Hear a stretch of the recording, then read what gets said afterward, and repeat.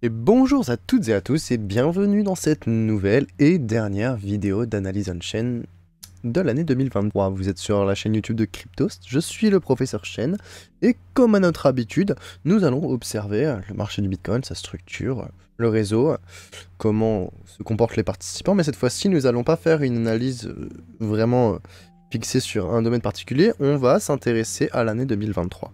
On va essayer de faire un récapitulatif de tout ce qui a pu se passer cette année. Bon, évidemment, quand je dis tout, on va résumer beaucoup de choses, on va certainement pas traiter tous les sujets qu'il y a à traiter, mais on va essayer de faire un récapitulatif le plus sommaire et le plus exhaustif possible de l'année 2023 pour voir comment s'est passé cette année et qu'est-ce qui nous attend peut-être à l'avenir en se basant sur ce qui s'est passé dans le passé. Ça va être une analyse qui va être un petit peu plus longue que d'habitude. D'habitude, on a entre 5 et 6 métriques, aujourd'hui on va en avoir une dizaine, mais vous allez voir, on va s'intéresser à différentes sections du marché et de la structure du réseau du Bitcoin, et ça va être assez intéressant à observer. Allez, sans plus tarder, intéressons-nous rapidement au cours du Bitcoin, qui, en l'espace d'une année, est quand même passé d'un prix de 16 000 $ avec un bottom au niveau de 16 000 $ après la faillite de FTX qui nous a fait chuter des 20 000 jusqu'aux 16 000.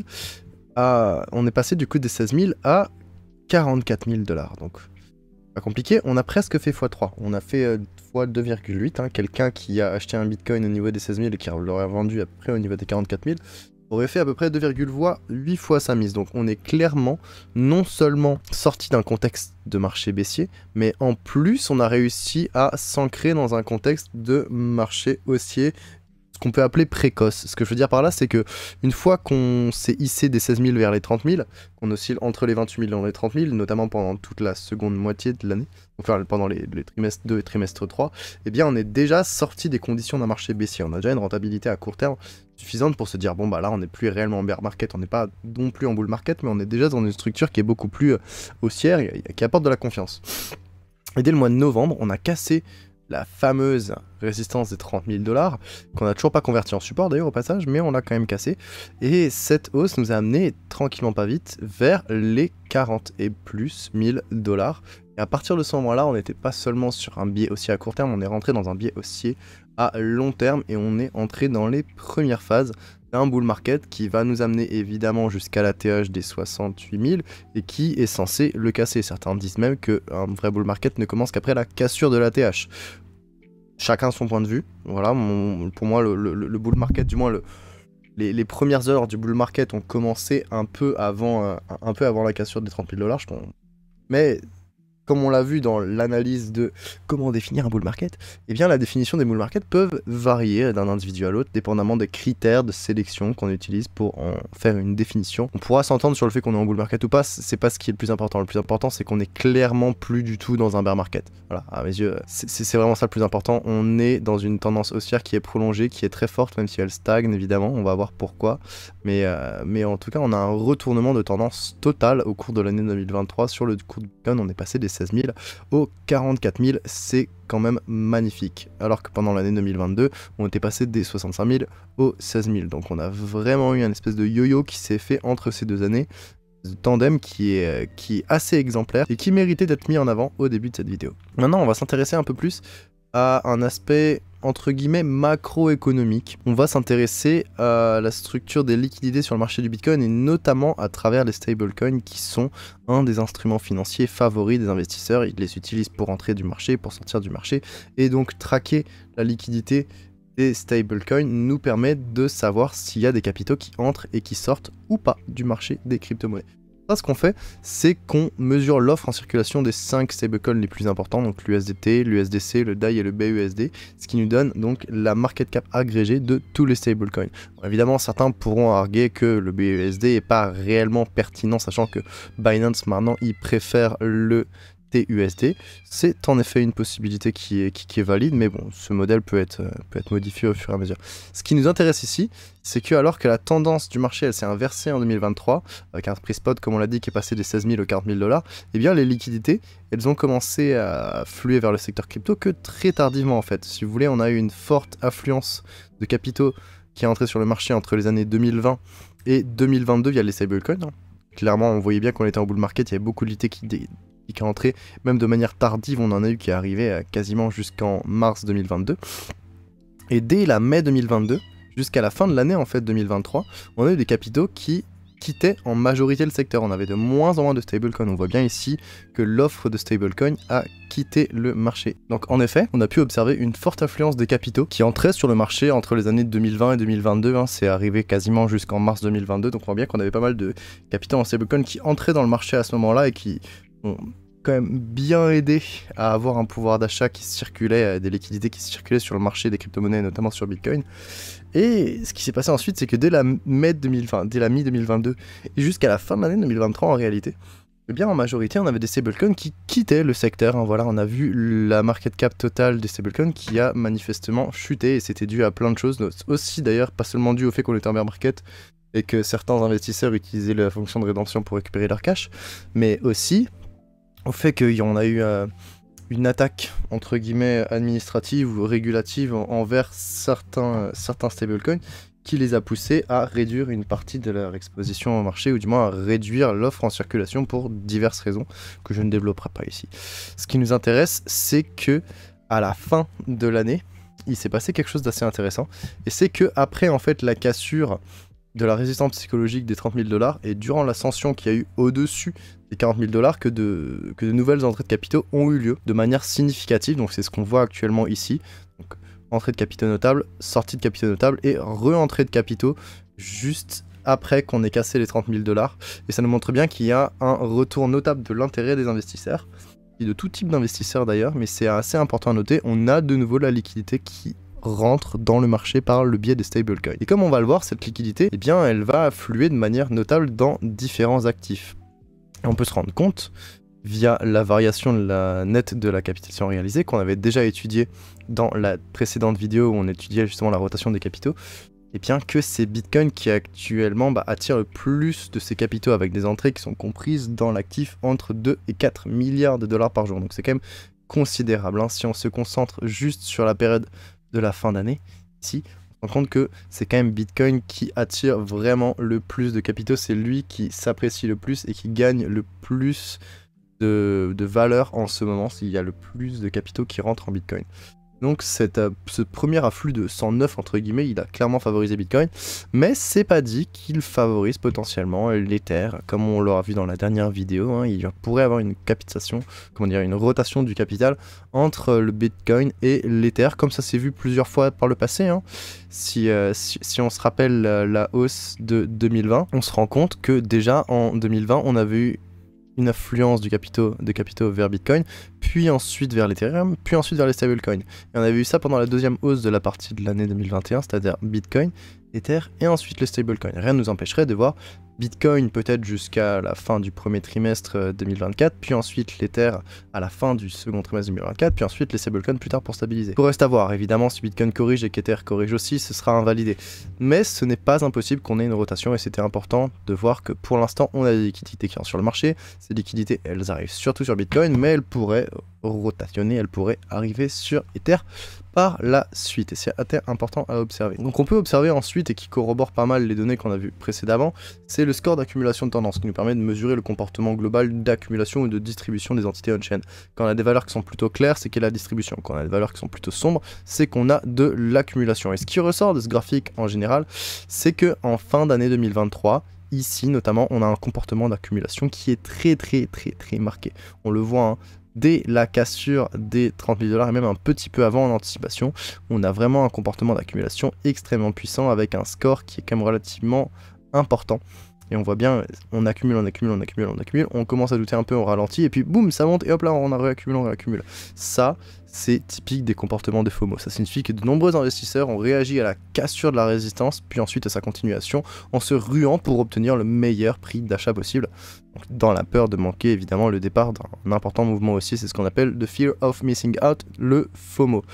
Et ce qui est en plus aussi intéressant à observer, c'est que c'est une dynamique qu'on a déjà pu voir après un bottom de marché baissier par le passé, et c'est exactement ce qui s'est passé entre mai et juin 2019.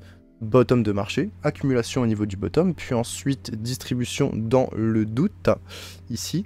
Et une fois qu'on a une cassure significative, et bien une forte accumulation tout au long de la hausse. Ce comportement, il est particulièrement similaire à celui qu'on a vu du coup en 2023. C'est vraiment la même chose où on signale un regain d'intérêt très marqué de la part des participants du marché.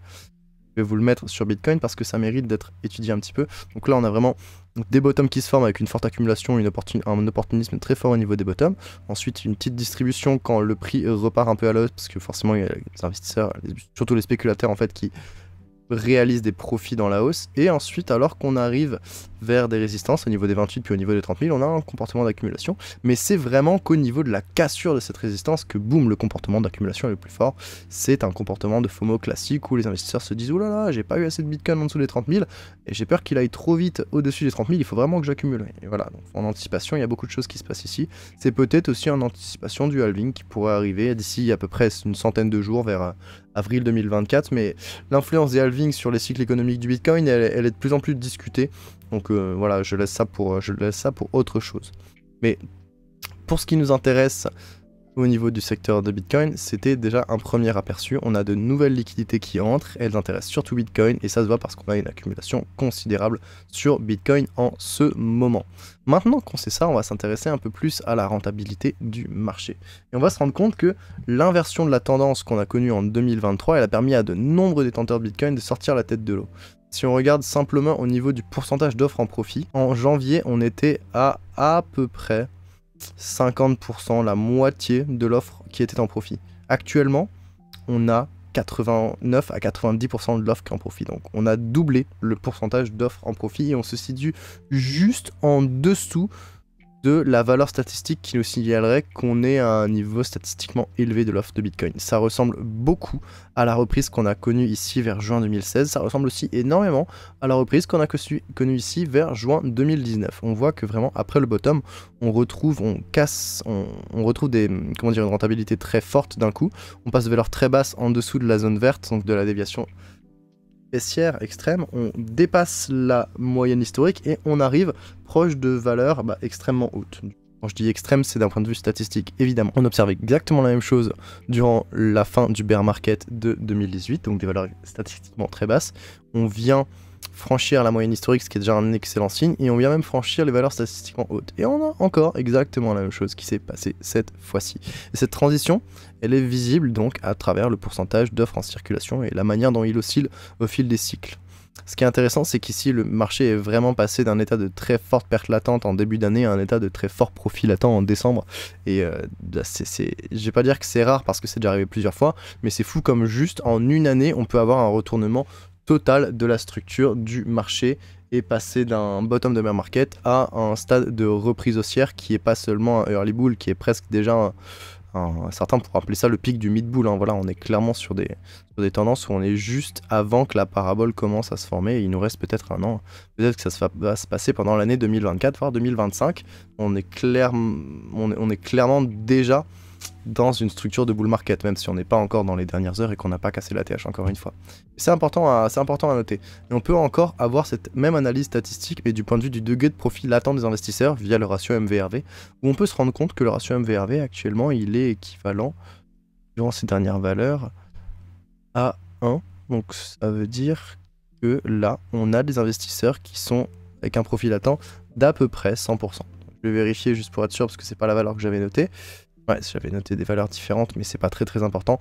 On a un ratio MVRV qui est à peu près proche de 1, MVRV-1, donc en fait ça veut dire que c'est 200, et donc ce que ça veut dire c'est qu'on est à peu près à un profit latent moyen d'environ 100%, voilà, 89, 90, 100%, on est sur des valeurs qui sont très proches. On voit bien que l'investisseur moyen il est en profit, et il est pas dans un petit profit genre 10 ou plus 20%, non, il a un profit quand même relativement élevé qui dépasse nettement les plus 50, même les plus 80%. Et donc, cette valeur là, elle dépasse de peu sa moyenne historique et elle coïncide avec les sommets locaux qui ont été enregistrés durant les reprises haussières qui suivent les bear markets, comme on a pu le voir en 2016, comme je vous l'ai expliqué juste avant, et comme on a pu le voir en 2019, comme je vous l'ai expliqué juste avant. Encore une fois, on peut observer cette dynamique où on quitte en dessous de la zone verte et on vient retrouver la moyenne historique. À partir de ce moment-là, on a un petit moment de temporisation. On quitte la moyenne verte en dessous et on retrouve la moyenne historique avec un petit moment de temporisation. On quitte la moyenne verte et on retrouve la moyenne historique avec un moment de temporisation. Voilà, c'est quelque chose de très normal en fait d'un certain point de vue, et à cet égard, alors que le marché retrouve un état de saturation de sa rentabilité après une forte période de perte latente, ici le vert, eh bien une temporisation du marché, elle semble freiner l'ascension du cours du Bitcoin au niveau des 40 000 $. Qu'est-ce que ça veut dire pour pas parler trop chinois? Simplement, il y a beaucoup de Bitcoin qui sont en profit. Le profit moyen, il n'est pas encore énorme parce qu'il dépasse pas, il dépasse pas des valeurs de plus 260, mais on est quand même sur du plus 100.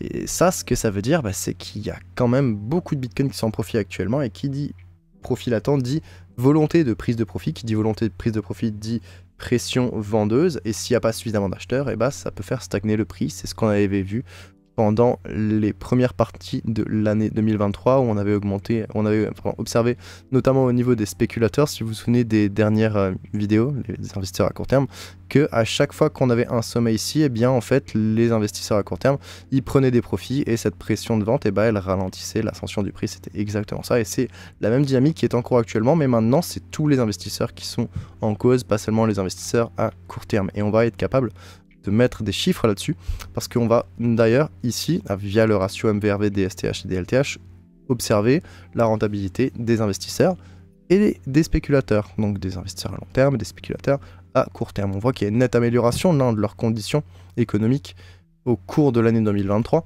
On est en gros passé pour les investisseurs d'une perte latente de moins 17% à un profit qui excède les 200%, et pour les spéculateurs à court terme, on est passé d'une perte latente de moins 8% à un profit qui excède les 20%, à peu près vers 23%. Dans les deux cas, cette année, elle a permis à ces groupes de participants de sortir la tête de l'eau, de retrouver un contexte qui favorise le biais haussier, le biais psychologique haussier, ce qui peut amener du coup à la prise de profit. Donc on voit bien qu'on est parti de conditions qui étaient très très compliquées, avec un signal de bottom de bear market ici quand le coût de base des investisseurs à court terme était supérieur à celui des investisseurs à long terme, donc la ligne rouge qui est supérieure à la ligne bleue. On est parti de ce contexte-là, et on est ensuite arrivé vers le contexte actuel où la rentabilité des deux cohortes est positive et de très loin, parce que même pour un spéculateur à court terme, avoir plus de 23% sur une position, c'est considérablement intéressant. Pour les investisseurs à long terme, avoir plus de 100% sur une position, c'est bien, mais comme on le voit, ils peuvent atteindre des valeurs qui sont bien plus élevées. On peut faire pas seulement du 100%, on peut faire du plus 500, du plus 600, du plus 800 facilement. Donc eux, il est encore trop tôt pour eux pour prendre des vrais profits. Par contre, les spéculateurs ont déjà commencé à prendre des profits depuis un bon moment. En fait, ils en prennent à chaque fois qu'on a une petite hausse ici, et c'est ce qui rythme justement le cours du Bitcoin au cours de l'année 2023. Maintenant qu'on a vu l'aspect économique, l'aspect liquidité et l'aspect rentabilité, on va s'intéresser un peu plus à l'aspect réseau, à l'aspect activité on-chain. Parce que l'activité on-chain du réseau Bitcoin, elle a été influencée par une nouvelle innovation cette année, et cette innovation, c'est l'émergence des transactions inscription via la théorie ordinals. Si vous n'avez pas vu les anciennes vidéos, ou que la théorie ordinale n'est pas quelque chose de familier pour vous, je vous conseille de cliquer sur ce petit lien qui va vous emmener vers un article de recherche de Glassnode qui dure à peu près une 14aine de minutes, qui va vous expliquer en long, en large et en travers qu'est-ce que sont les inscriptions, comment ça fonctionne, quel est le potentiel impact. C'était très intéressant. Ça a été écrit en début d'année et c'est toujours aussi pertinent, donc je vous conseille vraiment d'aller le lire, c'est quelque chose de très très intéressant. Voilà, c'est gratuit, c'est cadeau. Donc l'année 2023, elle a aussi été caractérisée par une reprise notable de l'activité on-chain en raison de deux facteurs. Comme on l'a vu précédemment, le retour des investisseurs, des utilisateurs du réseau, qui sollicitent la chaîne pour faire du transfert monétaire, du règlement monétaire, du trading, de l'investissement. Mais on a aussi eu l'émergence des transactions inscription via la théorie ordinale. Et elles, ce sont des transactions qui ne sont pas des transactions à caractère monétaire, ce sont des transactions qui stockent des données arbitraires sur la blockchain de Bitcoin en utilisant le hop return. C'est une mécanique qu'on connaît depuis très longtemps, mais qui a eu un regain d'intérêt aujourd'hui. Et du coup, le nombre de transactions réalisées quotidiennement durant l'année 2023, il a simplement doublé. Voilà, on est passé de moins de 30 000 transactions par jour en janvier à plus de 600 000 transactions par jour actuellement. Et sur 600 000 transactions par jour actuellement, on a quasiment la moitié de ces transactions qui sont des transactions inscription, voire plus des fois. Donc les transactions inscription, elles ont drastiquement influencé les dynamiques du réseau en poussant les métriques de l'activité vers le haut, tout en amenant une demande inédite d'espace de blocs pour Bitcoin. Parce que oui, ces transactions, il faut bien qu'elles soient réalisées. Pour être réalisées, comme toutes les autres transactions, elles vont devoir attendre qu'un mineur les inclue dans un bloc, et elles vont devoir payer un frais. Et ce frais, vous allez le voir, et bah, les utilisateurs de transactions inscription, les inscriptors, comme on les appelle, eh bien, ils aiment beaucoup payer beaucoup de frais et payer des frais très chers pour voir leurs transactions arriver le plus vite possible. Et ça, du coup, ça va avoir une influence notable sur le marché des frais, parce que ça va augmenter le frais moyen et tout le monde va devoir payer des frais plus élevés. Si vous faites des transactions sur Bitcoin depuis 2-3 mois, vous comprenez tout à fait cette dynamique et vous pouvez même certainement vous sentir un petit peu lésé par la chose si vous n'êtes pas un mineur. Les mineurs s'en mettent plein les fouilles, mais les utilisateurs du réseau, ils se sentent un petit peu laissés pour compte parce que ça coûte vachement plus cher de faire des transactions. Et je peux le comprendre. Je dis pas si c'est bien ou mal, hein, c'est pas je suis pas là pour faire un jugement de valeur sur la chose, mais c'est un point de vue qui peut se comprendre quand on s'y penche un instant. Donc la part relative des transactions inscription sur le total des transactions quotidiennes, comme on l'a vu, elle a eu de cesse de croître et elle atteint parfois même plus de 70% du total journalier. Et cette nouvelle demande d'espace de bloc, elle a beaucoup aussi impacté le marché des frais. Ça pousse le frais de transaction moyen vers le haut et ça provoque aussi une congestion notable du mempool.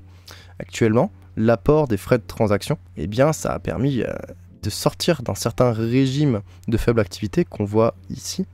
Donc ce régime de frais de faible activité qui évolue entre 1 Bitcoin et à peu près 30 Bitcoins par jour. C'est ce qu'on retrouve quand il y a vraiment une très faible activité sur Bitcoin, donc hors des bear markets ou des moments où il y a des fortes capitulations, c'est à peu près ce qu'on retrouve.